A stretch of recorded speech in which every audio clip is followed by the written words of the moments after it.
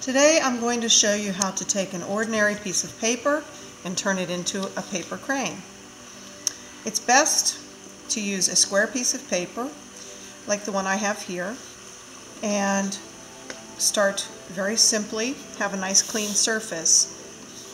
We start by turning our paper over and taking it point to point and making a very large triangle, creasing the seam or that side fold very well. And we unfold.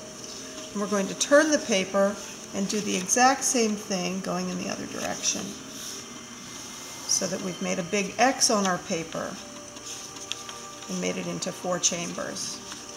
Next I'm going to fold it so that it is rectangle to rectangle or straight corner to corner, and unfold it.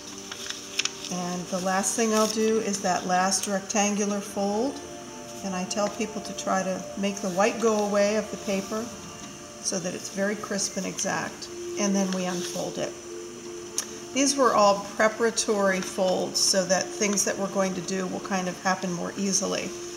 So the first step to actually making the crane is to fold it again triangle wise with the flat edge towards you. And I like to hold it while I pick up that one corner edge, and I want to push this corner up here with these 2 pieces. So I want to turn it inside out. And so this fold and this fold will get flattened, making this turn inside out very easily. So these 2 sides come down and it looks like this inside. The very next thing I'll do is turn it over, and I want to do the same thing. So I'll hold it and I'll pick up that open side, and I want to try to get this corner over here with these corners.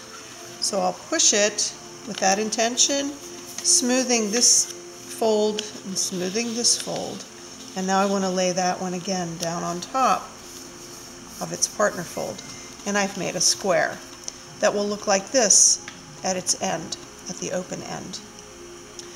The next thing I want to do to make the crane is to redefine that fold, this center fold, this valley fold, so that I can easily do the next part and see where I'm folding. Sometimes with the prints, it's hard to find what I'm doing. So I'm taking this edge of this paper from the open side, and I want to lay it along that center valley fold, just like that. And I take care to do it precisely, to fold it and press evenly. I'll turn it around, and I want to take now this side and lay it again next to that one on that center valley fold. So you can see that there are a lot of paired movements, paired folds. So now the top part looks like a kite. I will now turn it over and repeat the process. So I want to redefine that valley fold. I'm going to take this edge that's open and lay it right down against that valley fold. And I want to make sure I hold that little pointy end down as well as the wide end so that everything's nice and crisp. The more exact you make your folds, the crisper and cleaner, the easier it is for it to become a crane or whatever shape you might be folding. So now I truly have a kite, and it should look like that. This is going to become the back of your crane, or this crane. So what I want to do is fold that triangle down and unfold it. And then these 2 parts get opened up again. I will then open this midsection, and I want to press along that center line, and you can see that those folds from before actually help this big mouth fold itself and close. So it looks like a mouth, and as I lay it down and smooth these points, it's now flattened. And then now it's a diamond shape. I'll turn it over and do the same thing. I'll fold this center triangle, which is going to become the crane's back, over and back. I'll again open up these 2 flaps and spread the mouth looking form that's become, or a little canoe, kind of fold along or press along that center seam, pulling these two sides out so that it will again form another diamond.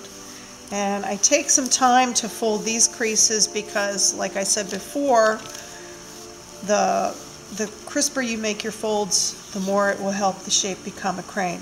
So now I have a diamond with two little flippers or legs, and those are going to become a tail and a head and neck. These are going to become the wings, and again there's the back.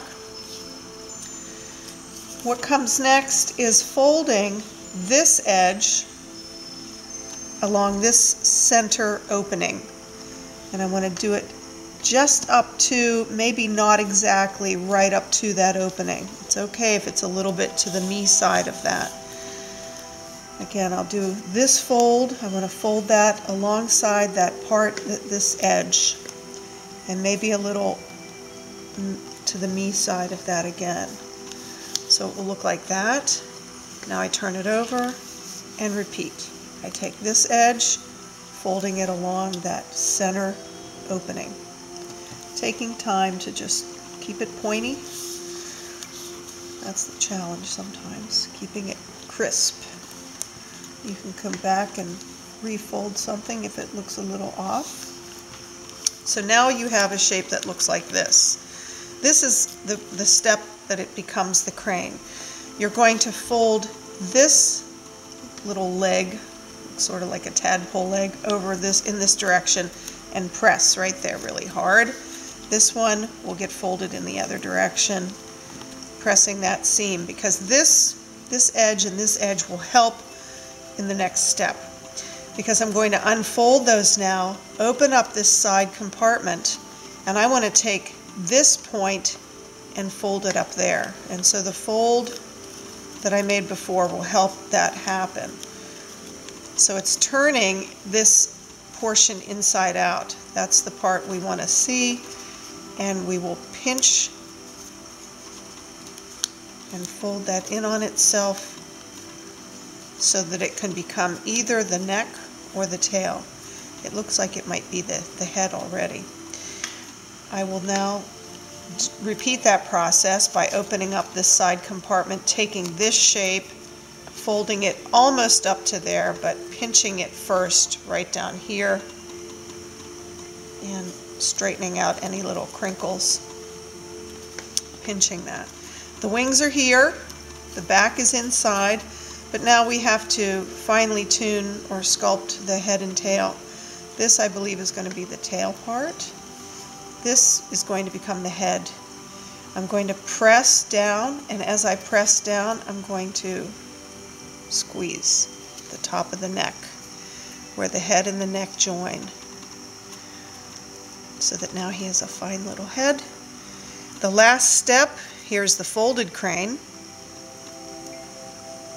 is to take each wing between your thumbs and fingers, kind of slide your thumbs down towards the back. It's like a little pyramid shape or a triangle, and your fingers are down underneath, and you're going to wiggle and pull down and out, lifting that pyramid into a little loaf of bread, rounding it up. And you can either fold the wings underneath or just roll them underneath. And now you have a lovely paper crane.